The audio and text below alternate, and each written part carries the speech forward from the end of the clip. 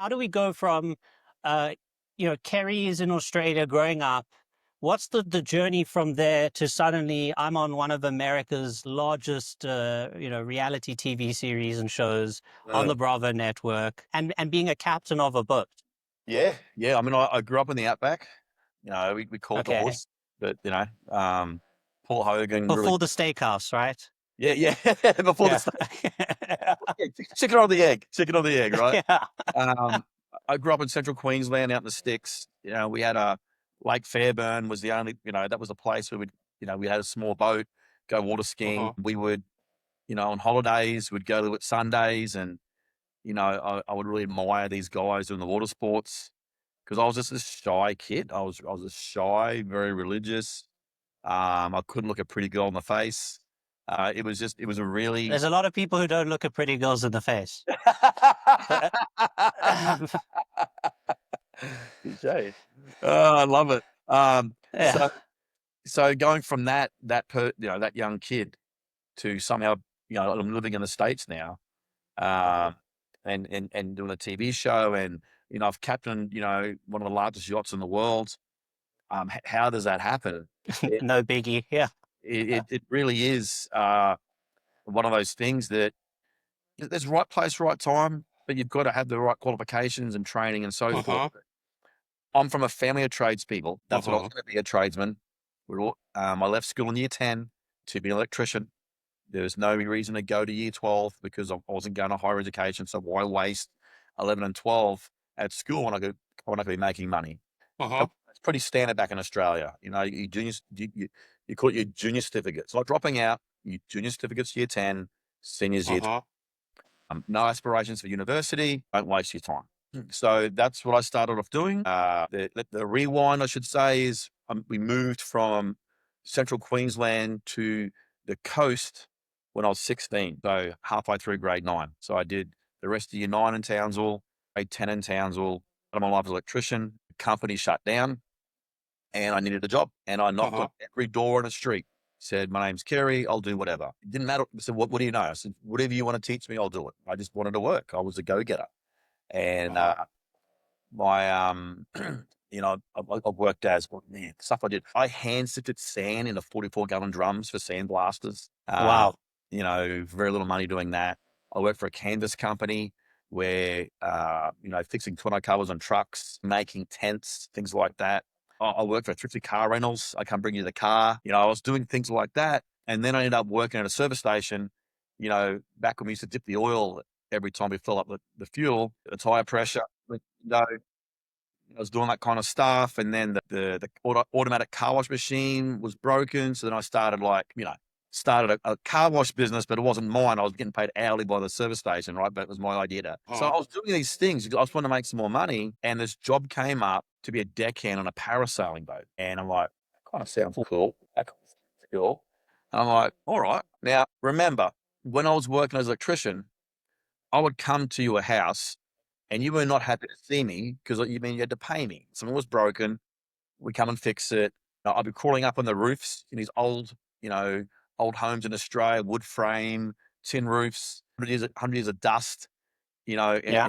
in the attic, and you're crawling around, sweating. You were covered in mud, got, you know, snakes that'll kill you up on the roof. And you've also, even more importantly, you've got redback spiders. They all would love to hang out on where the wires would run down to the switchboard. So whenever you were trying to run new wires, you'd have this nest of redbacks all the time. And you just got to kind of Okay. just, get up. Just don't. Most things in Australia that can kill you do not try to kill you. It's because you stood on them or you disturbed them. It's not like Africa, a lion, a rhino, or a hippo will take you out. You Yeah. guys have the real scary. Ours is Don't drag in Africa, please. Let's stick to Australia for now. in Australia, you've got to be dumb enough to get hurt by an animal, all right? Those kangaroos, I don't know. Yeah, They recently, seem like they're Muhammad Ali, but out in like droves. yeah, recently we've been seeing a lot of that. I've noticed, but it's not typical. They normally keep to themselves. Okay. I'll take your Um, word for it because the internet is full of the truth, oh right? yeah, So 100% truth. Uh, yeah. so I rock up on this parasailing boat, and I remember admiring these guys. And I get there, and everyone's happy. The deckhand I'm replacing is this beautiful Swedish girl. I'm just like, I don't know where to look. And we go, Well, Going we back to our earlier part of the conversation. But yeah. yeah. and we go out on the boat just to, take some people out parasailing. We come back and for them just to see if I had the right attitude. And we get Uh-huh. back and I'm just like, this is freaking gold. Like everyone's excited. People are handing over money. There's happy people. My hardest part of my job is putting life jackets on women in bikinis. This is terrible. This is horrendous. Shame. So we get back. Horrible. I rinsed the boat down.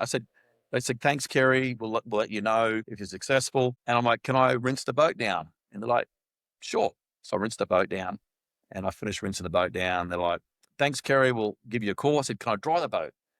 And I dry the boat. And then I polished it. I wouldn't leave. I grabbed hold of that thing. I nowhere, man. I made an excuse for anything. And they gave me the job because of that, because I wouldn't leave. I mean, they had no choice. That's pretty awesome because I mean, nowadays, I say nowadays, back in my, there was that time where it went to like everyone needs at least an undergraduate degree. If Uh-huh. you don't have an undergraduate degree, forget about it. You're done for. Then it seemed like there was this brief period with, Bill Gates and Zuckerberg and all of them, where suddenly there was like this resurgence of you don't need a university degree to get anywhere. Yeah. And then it kind of went all the way back to, well, now you need an undergraduate degree, you need a master's, and you need a PhD in at least 7 different topics. And then including a PhD and PhDs, and then maybe we'll get you a job to sweep something up, right? But things like being an electrician or a more on the ground engineer and all these artisanal skills like being a plumber, etc., those have consistently been very good and reliable sources of getting a job, Yep. and increasingly are paying better than many jobs that require university degrees, master's degrees, especially if your master's has something like critical something in the name and studies.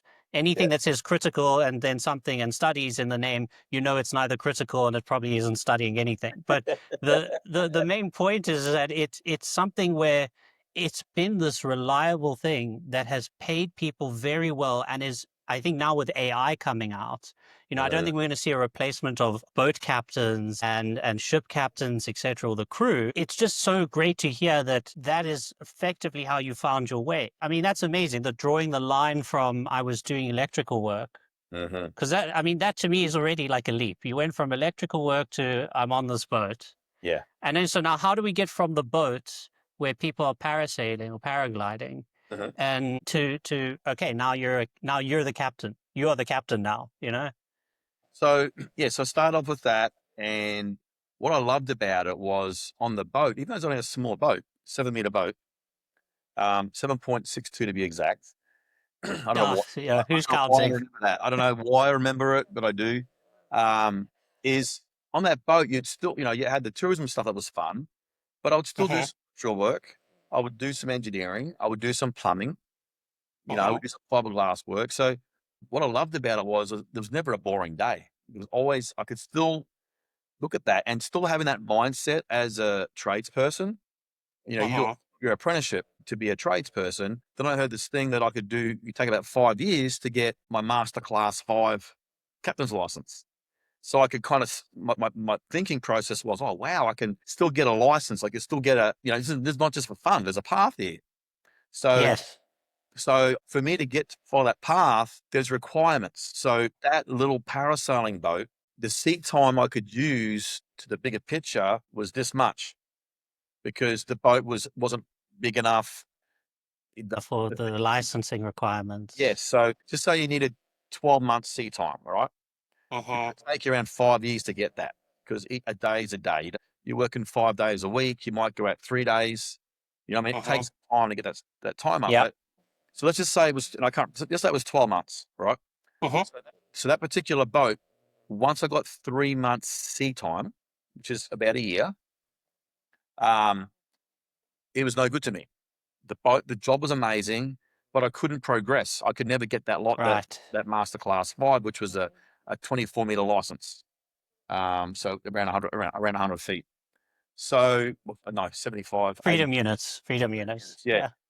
And Uh, so what I did was, I'd work the day job because I loved it. mhm. And then I got a smaller captain's license, and I'd run the boat doing water taxis. But then I'd work all day. So let's just say I start at 8, finish at 5 or 6. Then I'd get on a ferry in the evenings. So say 9 to 12 or 9 to 11. Now the ferry was in the same area, but it was a bigger boat. So now I could use the sea time was good. So now I kept doing, I did that, and I loved doing it, a lot of fun. But then it got to a point, it was no good to me anymore. So now I'm doing my day parasailing. I'm doing my night ferries. Yeah. I love the money, but now I need to Yeah. go further away. So then I volunteered to be a deckhand on a landing barge, and it would leave at midnight and get back at 4 in the morning. So then I Wow. would do my day job, parasailing, my evening job, and then for free, I would get on that barge, and it would leave. It would get outside of the area where my sea time was useful. And so that was the process. And then on the way back, I get to sleep. I'd be driving big articulated loaders. We'd go to this Aboriginal island where it was a reservation per se for the Mhm. Aboriginals, the Palm Island. We'd then go out to the Great Barrier Reef and fill up our water tanks full of water from the Great Barrier Reef and bring it back for the aquarium and give them fresh water, Okay. not fresh, but seawater full of all the Yeah, but from bacteria their environment. Yeah. and pump in there. We could talk all day about all the other things I've done, but the fun part is I think it was like maybe 5, 6 years later, my mentor who was on the ferries, he ended up taking over the management of the landing barge. And about 5 or 6, could have been 8 years later, he called me back to be the captain of that landing barge. That's sweet. Right. And in between that, I worked on research vessels. I worked on dredges, water So like tax. literally every kind of ship of all shapes and sizes. Nelly, I didn't do commercial fishing. So I did fishing Oh, charters on sport fishers, damn. but I didn't commercial fishing. It's unsafe environment. A lot of guys are, Yeah. taking drugs to stay awake. It's just not an environment that I want to be That's part like those deadly catch kind of of. fishing Yes. ships, right? Yeah. Yeah. I Yeah. didn't do that. And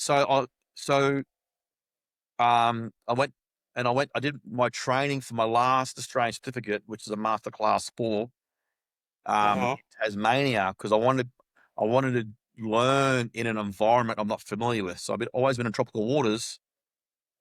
I know that, right? We have a problem. The Mhm. water's warm. It's not cold. Yeah. So the weather's not cold. So I had no experience on how that affects the body and the mind. So I went to Tasmania to do my next license, Interesting. Okay.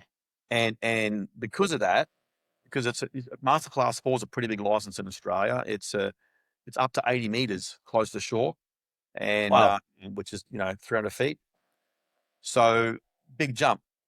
So we have what's called damage control, where there's a ship in the bay in the river. I went down in the winter, and they start pumping water in, and you've got to shore up the boat, stop the leaks and so forth. They're in a room, they turn pumps on and stuff. So you're getting this freezing cold water hitting you, Yes. swinging a hammer in the water, getting splashed, getting exposed to near freezing water. And the memory of that was you can only last like 10 minutes in that environment before the cold affects your brain.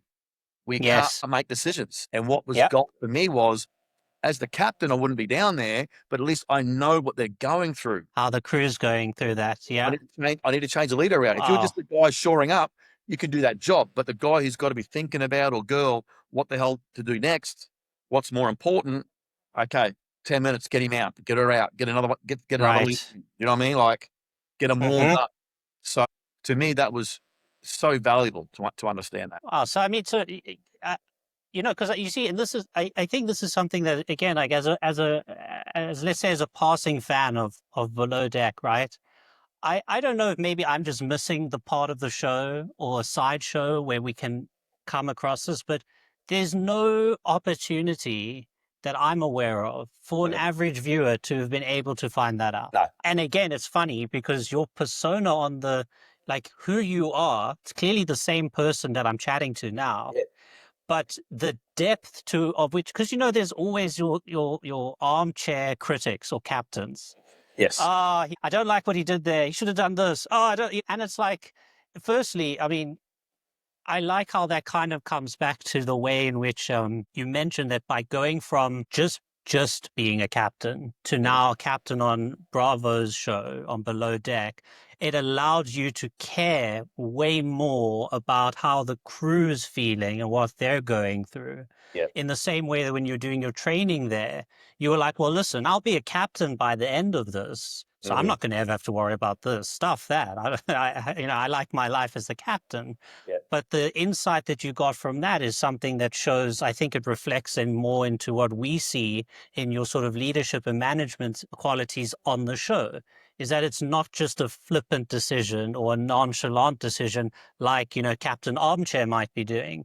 There's actually a lot of depth and thought to it, and that there's a human behind it. You get people coming up to you and saying, oh, I really love the show, but I wish you'd done this, or you should have done that. Or